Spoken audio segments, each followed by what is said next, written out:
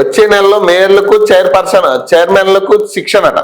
ప్రభుత్వ పథకాల అమలుపై అవగాహన అనే లక్ష్యమట. విధులు నిధుల వినియోగం పైన ట్రైనింగ్ అట. సిలబస్ రూపొందిస్తున్న NIUM అట. ఏర్పాట్లో నిమగ్నమైన మున్సిపల్ శాఖట.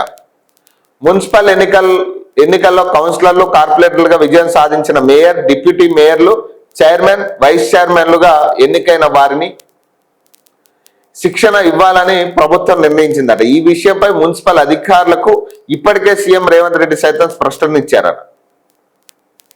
మున్సిపల్ కార్పొరేషన్లు, మున్సిపాలిటీల్లో అమలు చేస్తున్న పథకాలు, కేంద్ర ప్రభుత్వం స్కీములు, విధులు నిధుల వినియోగం గురించి అవగాహన కల్పించనున్నారు.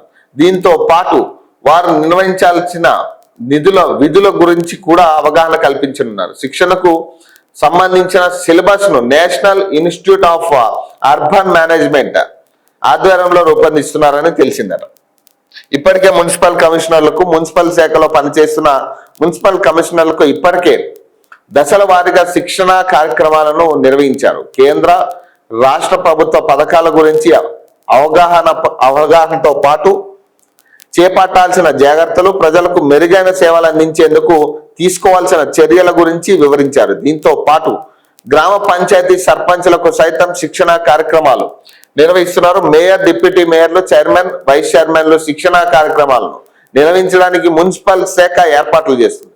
సీఎం అపాయింట్మెంట్ ఆధారంగా మార్చి మొదటి వారంలో నిర్వహించడానికి కసరత్తు చేస్తున్నది. శిక్షణ కార్యక్రమాలు ముగిసిన తర్వాత ఫ్యూచర్ సిటీ సందర్శన కార్యక్రమాన్ని చేపట్టే అవకాశాలు ఉన్నాయట. అక్కడ చేపట్టే కార్యక్రమాలను వివరించాలని ప్రభుత్వం నిర్ణయించినట్టు తెలిసిందట. అది పంచాయతీ. ఇప్పుడు వాళ్ళకి శిక్షణ ఇచ్చి ఏం చేస్తారబ్బా? ఏ పథకాల మీద శిక్షణ ఇస్తారంటే మనం ఇప్పటిదాకా ఏ పథకాలు ఇవ్వలేదనో, లేకపోతే ఎవరైనా అడిగినప్పుడు దేనికి ఎట్లాంటి ఆన్సర్ చెప్పాలి, ఇప్పుడు ఈ పథకాలు మాకు రావట్లేదు అన్నప్పుడు దాన్ని ఎట్లా దాటవేయాలి, ఇట్లాంటి వాటికి శిక్షణ ఇచ్చేటట్టు ఉంది. అంతే తప్పితే శిక్షణ అనేది దేనికోసం ఇస్తా ఉన్నారు వీళ్ళు? అసలు ప్రభుత్వ స్కీములు ఏమున్నాయి? కొత్తగా మీరు అమలు చేస్తానన్న స్కీములు ఏమున్నాయి? అంత పెద్ద ఎత్తున మీరు భారీ బహిరంగ సభలు పెట్టి కోట్లు ఖర్చు పెట్టి తిరిగారు.